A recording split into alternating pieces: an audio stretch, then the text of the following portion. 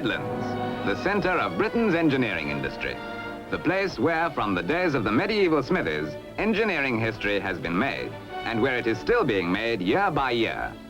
Birmingham and Coventry designers and craftsmen made these handsome veterans, and their sons, grandsons, and great-grandsons are carrying on the tradition which it takes generations to create. For Midland skill is bred in the bone. However brilliant the designers, however cunning the craftsmen, perfection is only achieved by that extra something which, like an oak tree, cannot be hurried. Look at this Land Rover. It has pride of place in the Birmingham Museum because it was the first Land Rover ever made. A 1.6-litre model which attracted great interest at the 1948 Amsterdam Motor Show. Yes, the first. But because it was the product of a firm with half a century of automobile experience behind it, a job without snags. A job which proved itself from the moment it went into production as the world's most versatile and rugged four-wheel drive vehicle.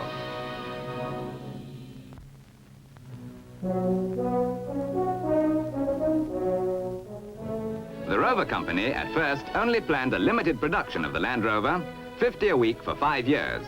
But even the company was surprised by the immediate and overwhelming demand for this virtually unbreakable machine. And in less than no time, the original production schedule was itself a museum relic. In the 10 years since the first Land Rover was exhibited, over 200,000 have been manufactured. And of that total, 3 out of every 4 have gone overseas, making the Land Rover Britain's most exported commercial vehicle.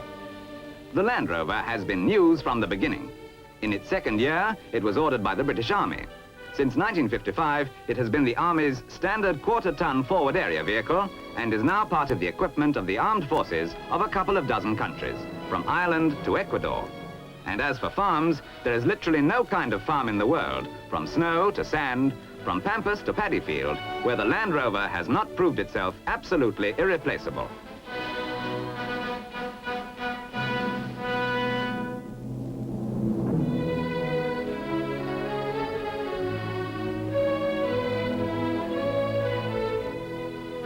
To go back even earlier than Land Rover number 1, here are pictures of one of the original prototypes under trial.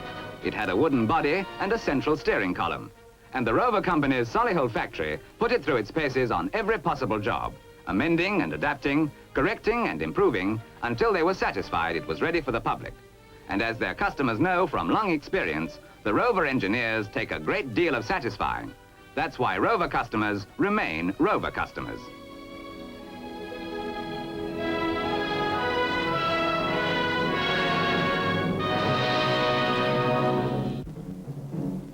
That's enough of museums and albums, for many of the 1948 Land Rovers are still doing a job of work and will doubtless be doing so for many years to come.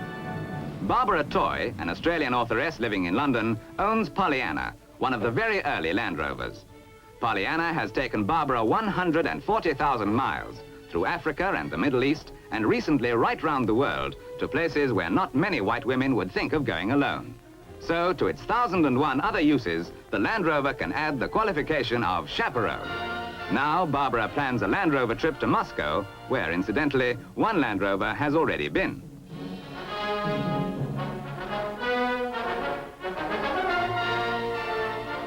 Britain's most exported commercial vehicle, and it didn't take long to reach that status.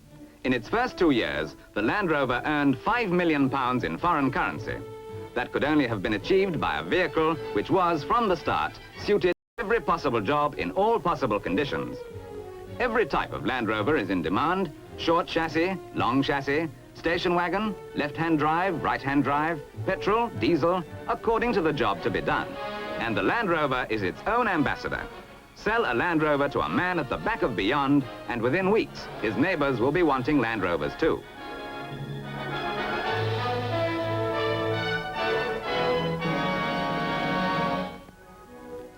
Of the Land Rovers exported in the past 10 years, Australia alone has taken more than 27,000, and that's about 1 in 8 of all the Land Rovers produced.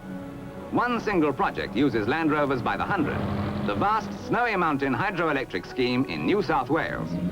The Snowy Mountain project is a water conservation scheme as well as a new source of power, and it will be the biggest of its kind in the Southern Hemisphere, costing some £200 million to build. A tremendous job in a huge and growing land. The sort of job where the sturdy Land Rover proves its value over and over again.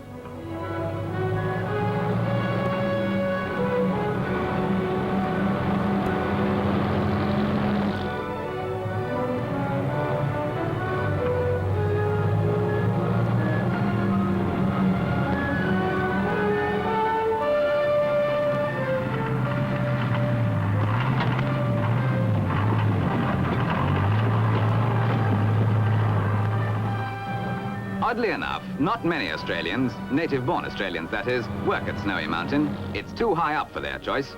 But for Scandinavian immigrants, it's a home from home, and large numbers of them are employed here. The Land Rover has no such preferences. Thermometer and barometer can say what they like. The Land Rover is at home in any place where there's a job of work to be done.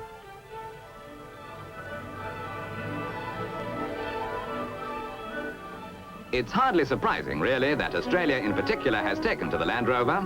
Above all, Australia is the pioneer land of today, with virgin country to be tamed, great construction works to be completed, and huge distances to be covered, often with no roads at all, or at best with rough tracks churned up into mud or dust.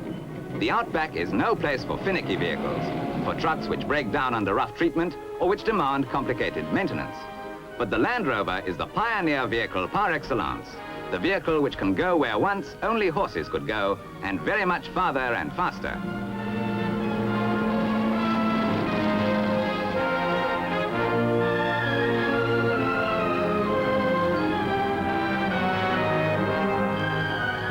There can hardly be a major hydroelectric scheme under construction anywhere in the world, outside the Iron Curtain, where Land Rovers are not playing their part.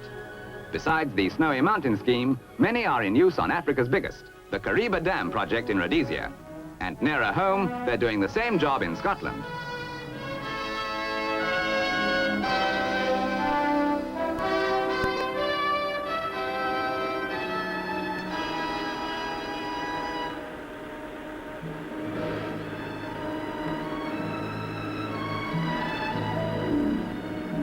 To meet Australia's demand, a new subsidiary company has been formed in Australia to build Land Rovers on the spot.